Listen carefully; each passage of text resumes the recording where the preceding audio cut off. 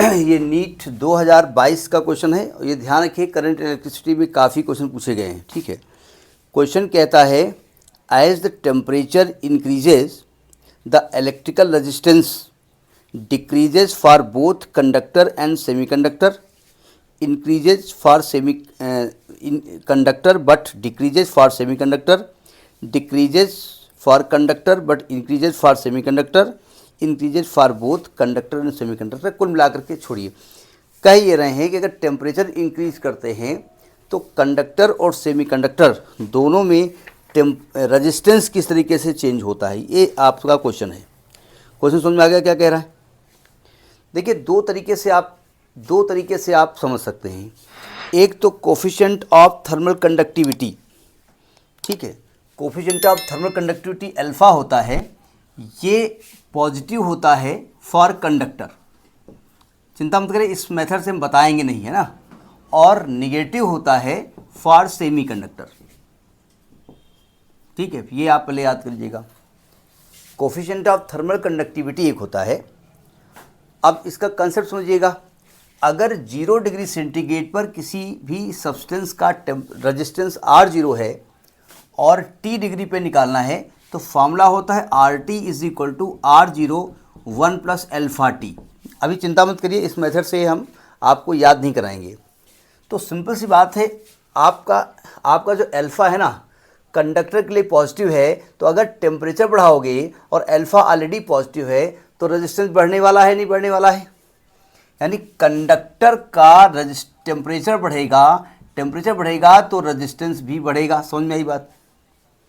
लेकिन अगर semi conductor के बारे में बात करेंगे, अगर टेम्परेचर बढ़ाओगे, चूँकि यहाँ पर अल्फ़ा निगेटिव होता है, 1 माइनस अल्फ़ा टी होता है R0, तो अगर टेम्परेचर बढ़ाओगे तो ये वाली जो वैल्यू है वो निगेटिव वाली बढ़ेगी, तो ओवरऑल रेजिस्टेंस पे क्या फ़र्क पड़ेगा? रेजिस्टेंस डिक्रीज होगा। यानी कि टेम्परेचर बढ़ाने पर कंडक्टर का रेजिस्टेंस बढ़ता है और सेमी कंडक्टर का घटता है। पहला पार्ट समझ में आ गया, पहला तरीका। तो ये तो तरीका हो गया रजिस्टिविटी से। आप सोचिए, अब आपको जब वहाँ टिक लगाओगे तो एग्ज़ाम में ये तो आएगा नहीं कि आपने कैसे सोचा। दूसरा तरीका समझिएगा, रेजिस्टेंस होता क्यों है? Because of the collision of electrons, है ना, इलेक्ट्रॉन्स का पॉजिटिव आयन से कोलिजन, है ना। जब कंडक्टर का टेम्परेचर बढ़ाते हो तो क्या होता है?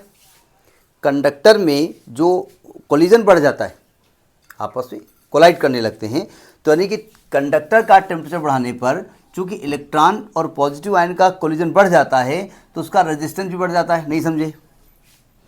सेमी कंडक्टर के केस में क्या होता है?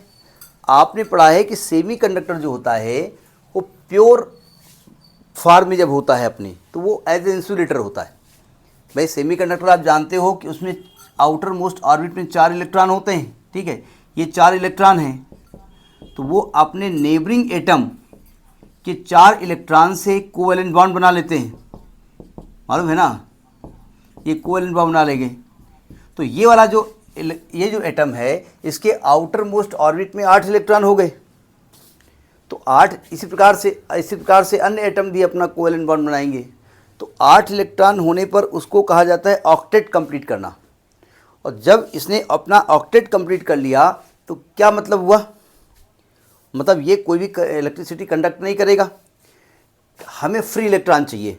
तो टेम्परेचर बढ़ाने पर क्या होता है, इनके बॉन्ड जो है वो टूट जाते हैं और फ्री इलेक्ट्रॉन अवेलेबल होते हैं जो इलेक्ट्रिसिटी कंडक्ट करते हैं, फ्री इलेक्ट्रॉन या होल्स। तो यानी कि टेम्परेचर बढ़ाने पर तो इलेक्ट्रिसिटी फ्लो होना शुरू होती है। इलेक्ट्रिसिटी फ्लो होना मतलब रेजिस्टेंस कम होता है। तो सेमी कंडक्टर में टेम्परेचर बढ़ाने पर रेजिस्टेंस कम होता है। बात समझ में आ गई? तो इसका बी पार्ट सही है कि टेम्परेचर बढ़ाने पर कंडक्टर का रेजिस्टेंस बढ़ेगा और सेमी कंडक्टर का रेजिस्टेंस घटेगा। ठीक है।